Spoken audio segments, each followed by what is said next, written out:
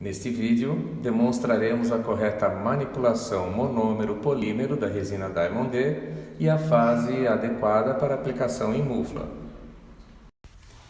Após a dosificação criteriosa de monômero e polímero, procederemos à mistura no pote de espatulação. O pote de espatulação deve estar bem limpo, livre de impurezas e bem seco. Como em toda mistura monômero-polímero, o monômero é vertido primeiro no pote e em seguida o polímero é vertido vagarosamente para que as pérolas do polímero sejam envolvidas pelo monômero circundante e o polímero seja quebrado em partes menores.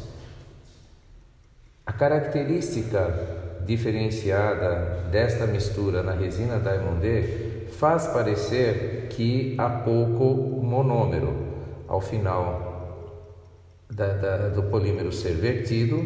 A impressão que temos é que falta monômero, mas em realidade tudo o que precisamos fazer é misturar vagarosamente para que todo o polímero seja hidratado pelo monômero. Jamais acrescente mais monômero, porque tiraremos a proporção, perderemos a proporção e alteraremos então as características físico-químicas da resina. Basta apenas manipular vagarosamente para que todo o polímero seja hidratado e ele assumirá esta característica mais densa se comparada à resina convencional. A resina Diamond D não passa por aquela fase que parece um mel, a consistência de mel. Uma vez hidratado todo o polímero, tampamos o pote e aguardamos por alguns minutos. Haverá a transformação do estado físico desta resina, caminhando para a fase plástica e posteriormente a borrachóide. Repito que esta resina tem características diferentes. Então nós vamos manipulando, sentindo a sua consistência até que ela chegue numa fase plástica apropriada para prensagem. A velocidade dessa transformação ou o tempo necessário para que ela atinja a fase plástica varia de acordo com a temperatura ambiente. Ambientes mais frios retardam as reações químicas. E se o ambiente estiver mais quente, a reação química será mais rápida.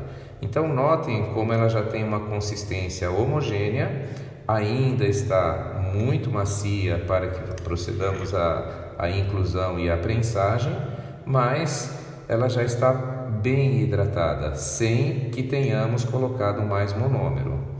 É importante que a dosificação seja respeitada e que não haja o acréscimo de monômero após essa mistura. Aguardamos mais um período, mais um tempinho, e assim que ela estiver na fase plástica, a fase plástica desta resina ela é um pouquinho mais consistente do que da resina convencional. Mas o tempo de trabalho para que nós possamos colocar em mufla e proceder à prensagem é bem grande. Então é bem confortável trabalhar a resina, não havendo a necessidade de pressa. Agora, vamos pegar mais uma vez, sentir a consistência, ela ainda está muito macia para fazer a prensagem.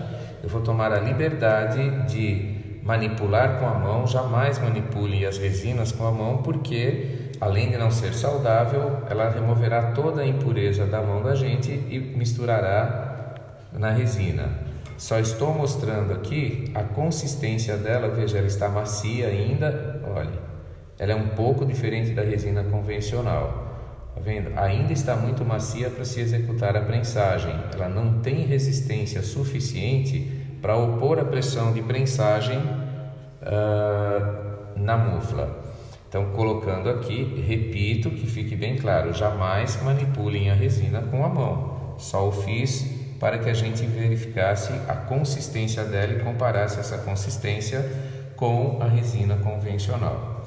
Então, dentro de alguns minutos, ela estará pronta para que seja feita a prensagem. Daí por diante, tudo é feito da maneira convencional, igual a uma resina comum. Perfeito? Passados alguns minutos, a resina atingirá a fase plástica, que é a ideal para se fazer a prensagem. Sempre que for necessário manipular com as mãos, utilize luvas nitrílicas, nunca diretamente na mão como nós estamos fazendo. Como uma demonstração, vejam a consistência da resina. Ela tem um tempo de trabalho bastante confortável e esta é a característica da fase ideal de prensagem da resina acrílica.